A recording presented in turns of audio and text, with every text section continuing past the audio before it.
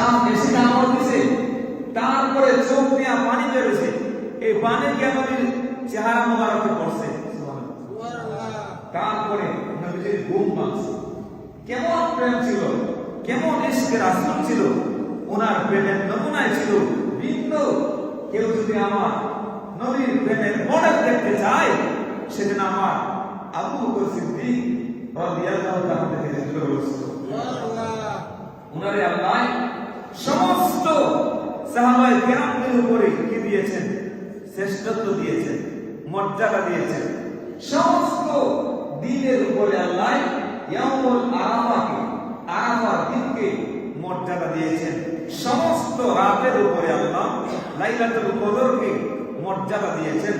সমস্ত ফেরেশতার উপরে আল্লাহ জিবরাইল আমিনকে মর্যাদা দিয়েছেন। সুবহানাল্লাহ। সমস্ত কিতাবের উপরে আল্লাহ, কোন কিতাবকে? কোরআনুল কারীমকে আল্লাহ মর্যাদা দিয়েছেন, শ্রেষ্ঠত্ব দিয়েছেন। আর সমস্ত নবী ও রাসূলের উপরে আল্লাহ আমাদের নবীকে শ্রেষ্ঠত্ব দিয়েছেন। সমস্ত নবীর উম্মতের উপরে আল্লাহ আমাদের নবীর উম্মতকে আল্লাহ মর্যাদা দিয়েছেন। সমস্ত সাহাবায়ে কেরামদের উপরে আল্লাহ সিদ্দিক আকবরকে সবচেয়ে মর্যাদার আসনে অধিষ্ঠিত করেছেন। সুবহানাল্লাহ। আর জোরে বলতে হবে সুবহানাল্লাহ।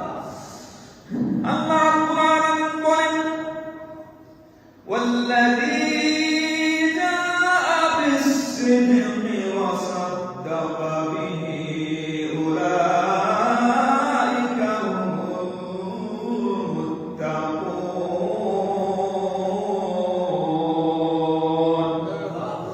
রাব্বুল আলামিন বলেন, যিনি সত্য নিয়ে আগমন করেছেন এবং তারা সত্যকে মেনে নিয়েছে, তারাই হলো খোদা ভীতি সম্পন্ন, তারাই হলো মুত্তাকি। জোরে বলেন সুবহানাল্লাহ।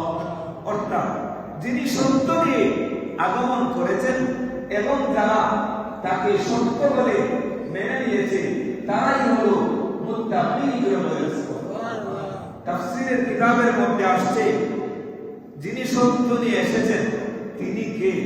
তিনি হচ্ছেন আল্লাযী জাআ বিস-সিদকি, যিনি সত্য নিয়ে আগমন করেছেন তিনি হলেন আমাদের নবী মুহাম্মদুর রাসূলুল্লাহ সাল্লাল্লাহু আলাইহি ওয়াসাল্লাম। এবং সর্বপ্রথমে যিনি সত্যায়ন করেছেন হযরত সাইয়্যিদনা আবু বকর সিদ্দিক রাদিয়াল্লাহু তাআলা আনহু। জোরে বলেন সুবহানাল্লাহ। আর জোরে বলেন। তাহলে সত্য আমানকারী হলেন মুহাম্মদুর রাসূলুল্লাহ সাল্লাল্লাহু আলাইহি ওয়াসাল্লাম।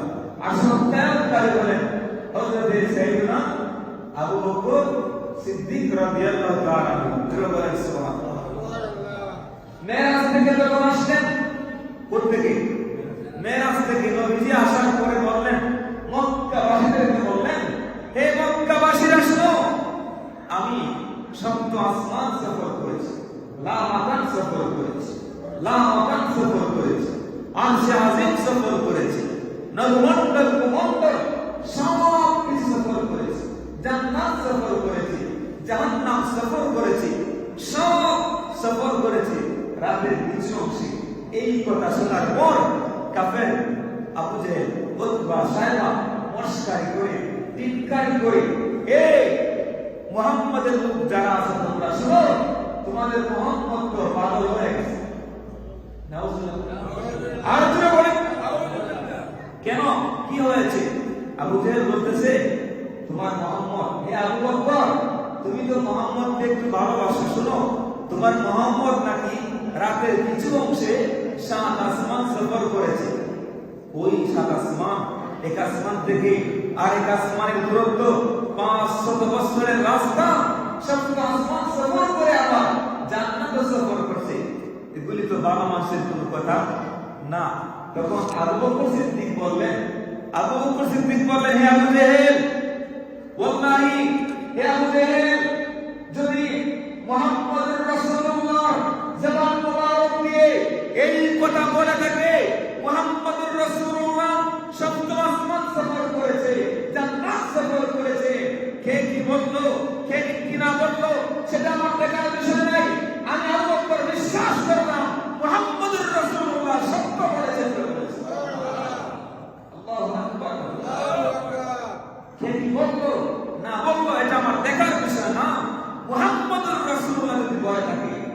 বিশ্বাস করেছে, সফর করেছে, বিশ্বাস করেছে।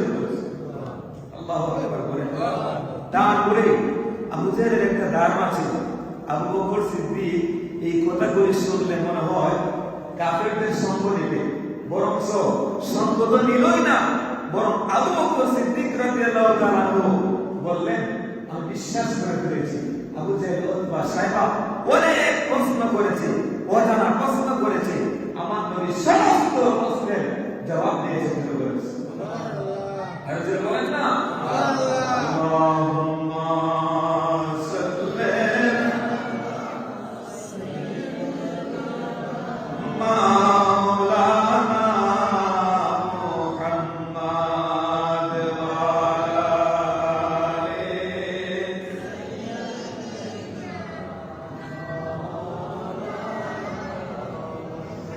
হে আমার মুসলমান ভাইরা শুনেন, আবু বকর সিদ্দিক রাদিয়াল্লাহু তাআলা আনহু সমস্ত নবীগণের উপরে আফদালুল খালকে বাদাল আম্বিয়া, সমস্ত নবীগণের পরে আল্লাহ যাকে মর্যাদা দিয়েছেন তিনি হলেন আবু বকর সিদ্দিক রাদিয়াল্লাহু তাআলা আনহু।